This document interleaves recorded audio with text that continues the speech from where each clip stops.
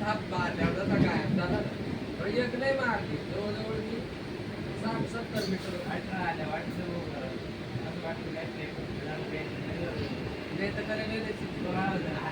एकच दिवस ग्राउंड 1600 ना तर मागच्या वर्षी सारखी जर प्रॅक्टिस असती तर या वर्षी प्रत्येक ग्राउंड 1600 आवडत